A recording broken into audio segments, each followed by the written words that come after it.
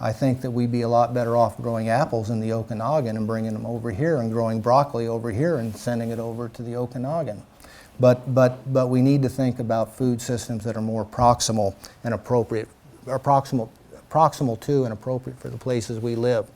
And so we're looking at bioregional food systems that are predicated on these characteristics: smaller scale farming and businesses, not transnational scale farms and businesses, farms that are low input and human intensive, that are absolutely environmentally sound, that utilize not the transnational marketing channels, but alternate marketing channels, direct marketing channels where farmers can capture the value of food and not give it away to the input suppliers and the marketers.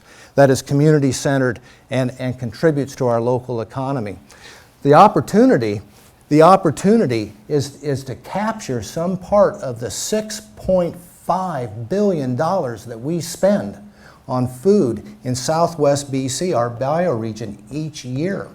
And I guarantee, of that $6.5 billion that we spend each and every year, 98% of it leaves our community by the close of business each and every day, and enriches the corporate headquarters located in New York and Chicago and Zurich and Berlin and wherever.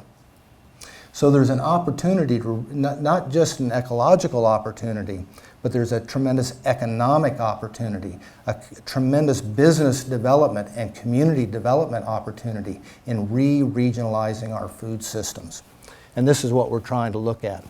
Again, the research, economic research, social research is becoming clearer and clearer. There's tremendous opportunity in doing this. So we're looking at these potentials to maximize regional food self-reliance, enhance the economy, create jobs, create business opportunity, and address critical environmental issues like greenhouse gas emissions and biodiversity diminution and nutrient cycling and various things like that. So just to give you an idea of the real potential of this from a food self-reliance and economic potential, we did a study in Surrey looking at Surrey's underutilized ALR land. And I don't know if you all know this, but the municipality of Surrey land base is 1/3 agricultural land reserve land. It's agriculture land. And of that 1/3 of land, about 1/3 of it is not farmed. And so we went and looked at all 550 parcels of what are classified as underutilized ALR land in Surrey. And we determined that there was about 7,000 acres of underutilized ALR land in Surrey. And we looked at each one of these parcels and determined how much of that 7,000 acres actually could be put in any kind of small-scale alternate market farming, and it ended up being about 3,300 acres. And we calculated if that were to happen, if it were to be put in small-scale alternate market agriculture, it would generate about 1,200 full-time equivalent jobs. It would generate about $73 million in net return to the farmers. $73 million, that's as much as almost as Surrey's agriculture generates now. And it would produce enough of 24 farm products to feed Surrey's population for 6 months of the year. And if the proper processing and storage, those ancillary businesses were put in place, it could produce enough to feed all of Surrey's population, meet their demand for 27 crops 12 months of the year. That's the potential of localized, regionalized crop production food systems.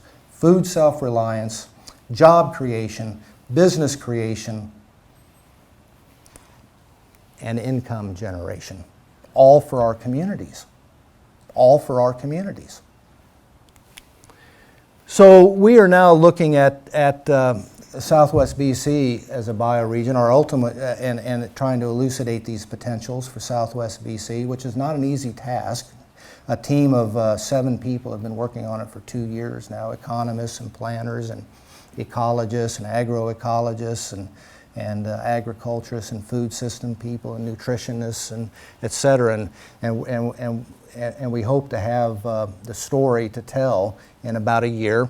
And then ultimately we want to do the same thing for all of British Columbia's bioregions and determine how these bioregions should best relate to one another to advance a sustainable food system.